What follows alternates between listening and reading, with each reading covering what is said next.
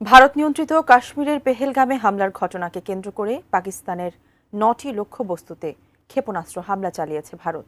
এতে পাকিস্তানের অন্তত ২৬ জন নিহত হয়েছেন, আহত হয়েছেন আরও ৪৬ জন।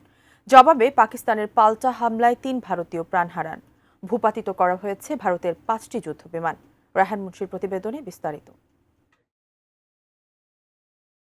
বিস্ফোরণের শব্দে ঘুম ভাঙে পাকিস্তানের মুজফফরাবাদের বাসিন্দাদের। পেহেলগামে সন্ত্রাসী হামলায় সপ্তাহ জুড়ে প্রতিবেশী দুদেশের উত্তপ্ত বাক্য বিনিময়ের পর হামলার শিকার হল পাকিস্তান। মঙ্গলবার পাকিস্তান অধিকৃত কাশ্মীরের ৯টি স্থানে ক্ষেপণাস্ত্র হামলা চালায় ভারত, যার নাম দেওয়া হয় অপারেশন সিঁদুর। এর কয়েক মিনিট পর হামলার তথ্য প্রকাশ করে ভারতীয় সেনাবাহিনী। এক এক্স বার্তায় বলা হয়, ন্যায় বিচার প্রতিষ্ঠিত হয়েছে। ব্রেকফাস্ট, টিফিন কিংবা স্ন্যাক টাইমে মজাদার আয়োজন মানে অল টাইম ব্রেড। একই সঙ্গে ভারতের প্রতিরক্ষা মন্ত্রণালয়ের পক্ষ থেকেও হামলার বিস্তারিত তুলে ধরা হয়। এতে বলা হয়, পাকিস্তানের কোটলি, ভাওয়ালপুর, মুরিদকে, ভাগ ও মুজফফরাবাদের ৯টি স্থানে সন্ত্রাসী অবকাঠামো লক্ষ্য করে হামলা চালিয়েছে ভারতীয় যৌথ বাহিনী। তবে পাকিস্তানের কোনো সামরিক স্থাপনাকে লক্ষ্যবস্তু করা হয়নি বলে দাবি করেছে ভারত। এরই মধ্যে অনির্দিষ্টকালের জন্য বিমান চলাচল বন্ধ করে দিয়েছে নয়াদিল্লি।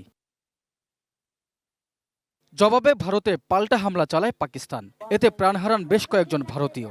এছাড়া ৩টি রাফাল ফাইটার জেট, একটি MiG-29 ও একটি সুখোই 30 সহ ভারতের 5টি যুদ্ধ বিমান ভূপাতিত করার দাবি করে পাকিস্তান। এই হামলার পর ভারতকে বিশ্বাসঘাতক আখ্যায়িত করেন পাকিস্তানের প্রধানমন্ত্রী শাহবাজ শরীফ। ঘৃণ্য আগ্রাসনমূলক পদক্ষেপের জন্য ভারতকে অবশ্যই শাস্তি পেতে হবে বলে হুঁশিয়ারি দেন তিনি। Remain fully capable and prepared to defend the country's sovereignty and its territorial integrity. এরই মধ্যে পাকিস্তানের পাঞ্জাবে জরুরি অবস্থা ঘোষণা করেছে ইসলামাবাদ। এদিকে ভারতের এই হামলাকে লজ্জাজনক বলে উদ্বেগ প্রকাশ করেছেন মার্কিন প্রেসিডেন্ট ডোনাল্ড ট্রাম্প। শিগগিরই চলমান সংকটের অবসান ঘটবে বলে আশা প্রকাশ করেন তিনি।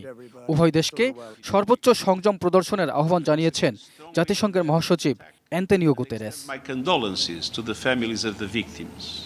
Raihan Munshi, desk report, ATN news.